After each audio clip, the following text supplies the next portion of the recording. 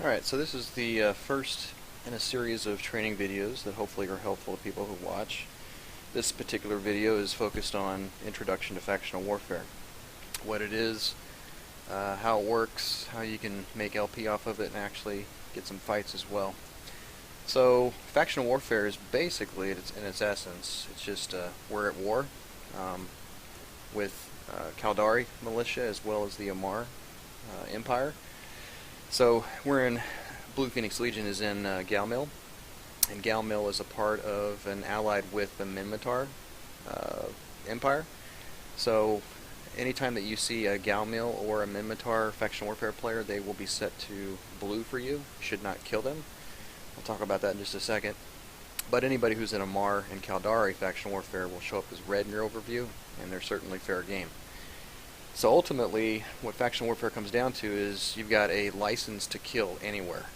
If the target is actually in high sec, and they're part of Calmil, and you're part of Galmil, Galente Federation, then you can kill them in high sec without any repercussions by Concord. So ultimately, lots of fights. That's part of Factional Warfare. Because there is a war declared between the empires, and if you're part of the Empire militia, then you're part of that war deck.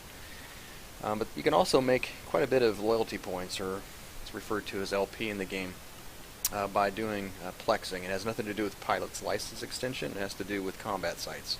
They're referred to as plexes in the game. So whenever you want to make some ISK, and the way that Factional Warfare really works, its ultimate underlying mechanic is to take compounds, outpost installations, and you see in my overview over here, I've got a small outpost, a novice facility, a medium installation, and so on. All of these are plexes. And I can find them also over here in my probe scanner. You see them down here. Sometimes there will be none of these showing up, none of these outposts or any of the Factional Warfare plexes showing up, but they show up in your probe scanner. Well, that just means they're unpopped, meaning no one's warped to them yet, but they're available to go to if you want. So if you don't see anything over here in your overview, and you want to go to a plex, and you just choose which one you want to go to, you hit the warp to, it will pop in over here in your overview, and you'll be good to go.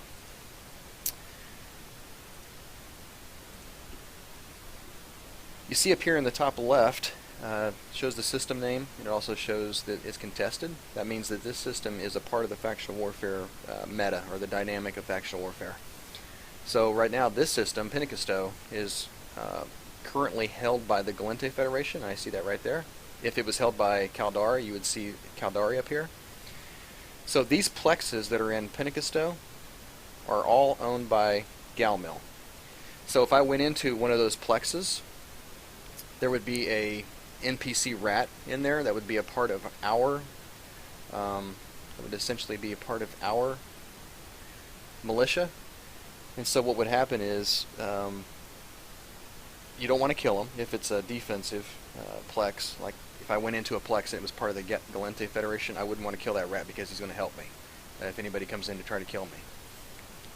And if you went into a Caldari plex, if it was owned by the Caldari, if the system was contested by or held by the Caldari Federation, then what you would want to do is kill the rat because it would be trying to kill you.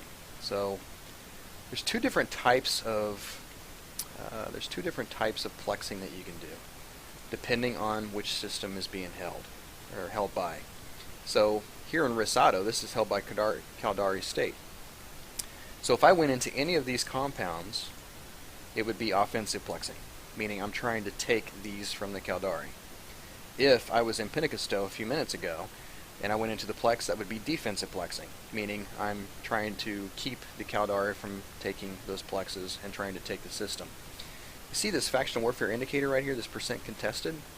This shows that Risado, at the time I'm making this, was 62% contested, meaning Galente has raised the contested status of the system to 62%.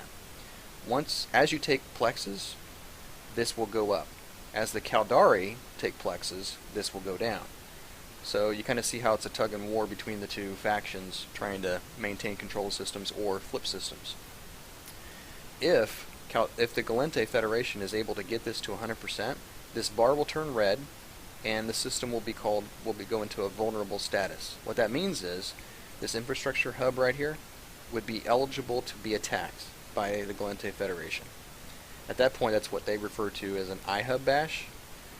You get a fleet up as quickly as you can. Somebody arranges it. We've arranged some in BPL, but others do as well. And you bring in high DPS battle cruisers like a Talos or a Catalyst, anything with high DPS basically, even VNIs with their drones, and you just bash the iHub. Depending on how many people you bring to the iHub bash and how much DPS you're bringing to bear, it could be anywhere from 45 minutes, 30 minutes to an hour and a half. During that time, obviously, you're very vulnerable because you're just sitting in space attacking an iHub. So once you do successfully take an iHub, you basically kill it. You kill the shield, then you kill its armor. Once you kill its armor and get it into structure, then it will say that the system has been lost. Meaning, if we were able to take Rosado right now, if it was 100% contested and we attacked the iHub, and we destroy the iHub down to its hull, don't have to kill its hull, you don't have to kill the iHub, you just get it into hull, then the system would be declared lost. No plexes can be taken at that point. You could continue to run them, but you're not going to get any LP in that system that's lost. At the next server downtime that CCP does, the system will flip over to the Factional Warfare militia that took it. So in this case, if we took Rosado, if at next downtime, it would flip over to Galente controlled. And then the cycle repeats. Caldari start attacking it, we try to defend it, yada yada yada. The same thing happens with defensive plexing. So I was in Pinicasto a little while ago, and if the Caldari were trying to take Pinicasto, well, we could go into those plexes and we could run the timer down, and what that's going to do is it's going to decrease the contested status. So that's essentially how Factional Warfare works, and while you're setting in a plex, you're basically inviting PvP. People will see you, they'll warp to you, they'll try to engage you. If you're wanting to just make LP, then just warp out to a safe spot when you see somebody appear. But if you're looking for PvP, then that kind of fits into another video that I'm going to do about PvP basics. Down here in the Factional Warfare menu that I have set up here, I use this quite a bit to actually refer to see what the contested status is of the various systems. I always have it sorted by capture status, so I know what's the hottest systems at the moment. Right now it's Tama, which, in my personal opinion, I don't care if Tama flips. It's a pirate hellhole, so I never go there. Not a big deal to me who possesses that. But the next most contested system is Mantalon, and that is actually held by the Kadari because it's red. Anything blue is held by Galmil at the moment.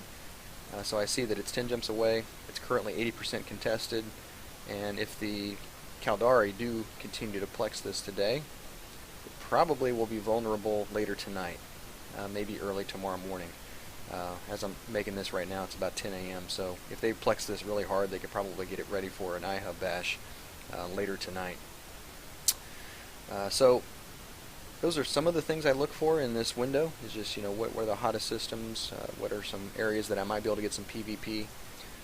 This section right here tells you what the tier level is for the Factional Warfare side. So over here is Caldari, they're currently in T1, we're currently in T2, which basically bumps the loyalty points up a little bit that you get whenever you actually take a plex. Sometimes we get it to T3. I've only seen it to T4 a couple of times, but once you go to T3, then the bonuses go to 150% of normal, and once you get to T4, it's 175% above what's normal, and then 150 if you get the T4.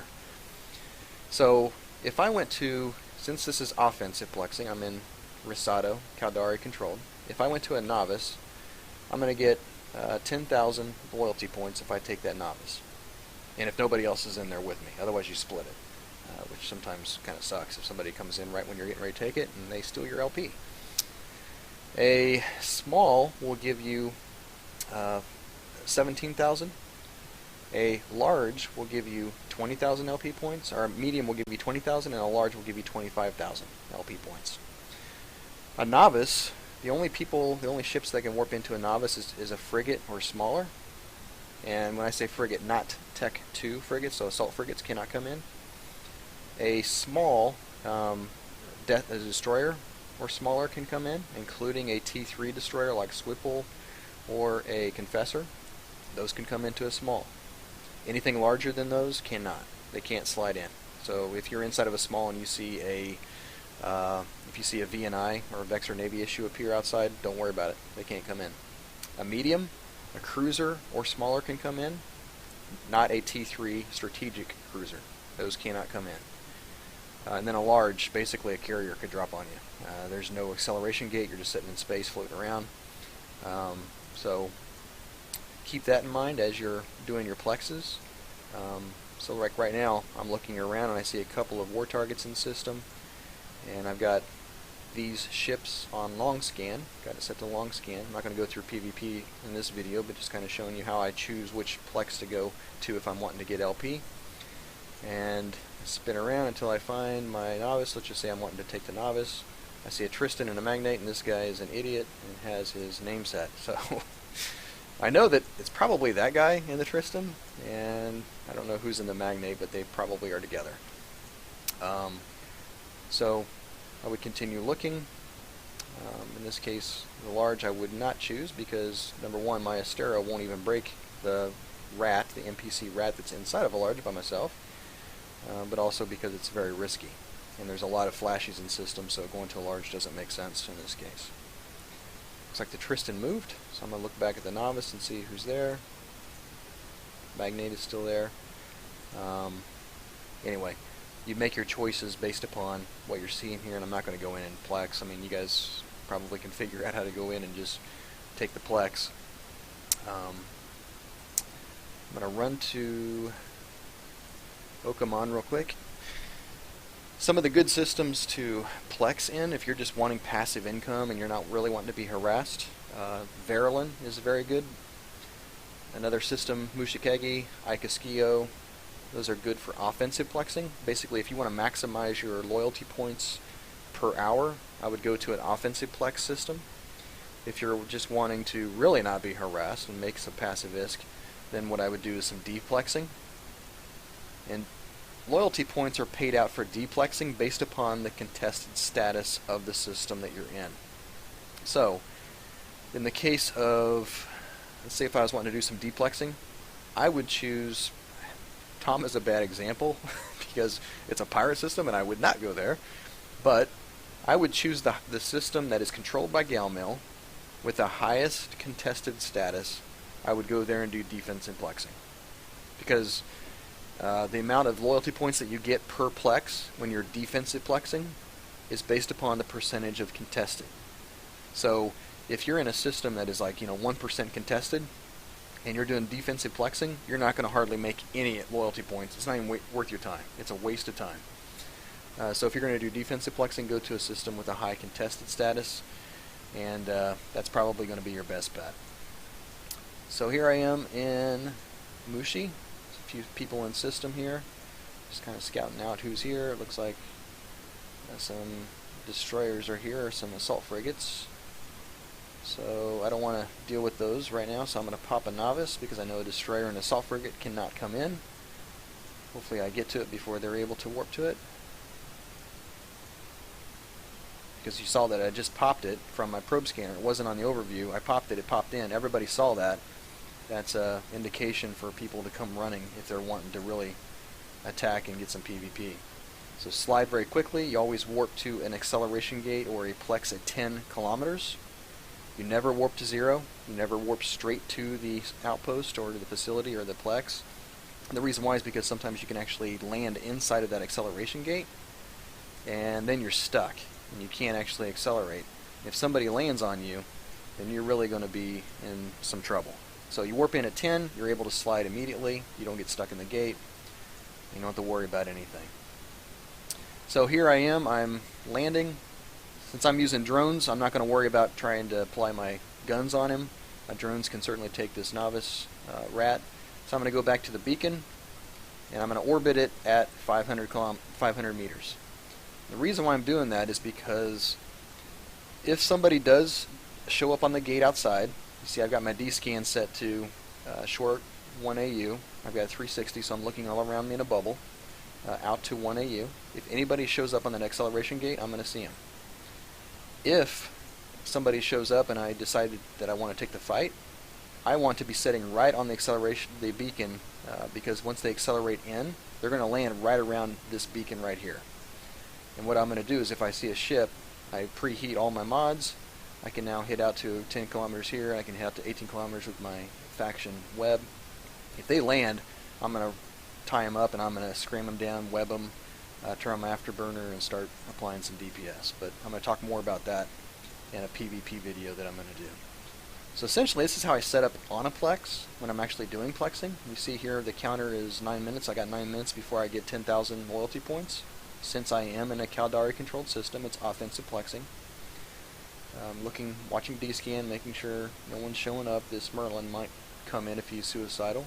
He won't last very long on me. But you just continue to watch who's in system, continue to monitor what's going on around you by hitting D-scan, and when the rat shows up, which he will, you just kill him and lather, rinse, repeat until the timer's down to 0. So the overarching point here is just taking the plexes, increasing the contested status, helping make your ISK income a little bit, pad that a little bit, because once you get loyalty points, you can actually turn those in at a federal defense union for some items that are only sold to militia members. So my rat is back. I'm going to go ahead and kill him. You see here my federal defense union, I currently have 141,000 loyalty points. What I do with those is I turn them in for ships. I buy Navy Comets. Those are 10,000 loyalty points apiece. What you got to do is you got to have an Incursus hull, and you have to have a Nexus chip. And when you go to the Federal Defense Union and you hit the loyalty point store, you can actually see what it would cost you to actually turn an Incursus into a Navy Comet. But 10,000 loyalty points, I have 141,000. I could get 14 Comets right now and potentially sell them or use them for PvP, whatever I want to do. You could sell a Navy Comet for 16 to 18 million in Fleet. I also turn them into the loyalty points into Vexor Navy issues. Those are the two ships I usually buy, is a Comet or a VNI. VNI would cost you a Vexor hull and 45,000 loyalty points, plus a different type of Nexus chip from the Comet. But once you have the Vexor hull and you have that specific Nexus chip, you can redeem your loyalty points at the Federal Defense Union in Fleet, and you have a VNI that you could sell for 65 to 80 million, depending on the market values. So that's how I get my loyalty points. That's how I turn them into ISK. This is how I set up inside of a Plex, and just continue to watch local. I haven't been hitting scan too much, but you should. The reason why I'm not hitting it is because I'm not too concerned about any of these guys who are in system at the moment. They're probably not much of a threat, to be honest. Definitely not a threat. I got a friendly who's in a Catalyst, and that dude right there is still in his Merlin. No idea who's in the Ibis, but probably inside this control tower. So that is a whirlwind overview of factional warfare, how it works. I'll be doing a PvP video as well to kind of show you the ins and outs of how I look for fights, how I find them, when I decide to engage or not engage, what I do as I'm fighting. But hopefully this has been a little bit insightful for you as you learn the insides and outs of factional warfare. And if you have any questions, feel free to shoot them my way. Thanks.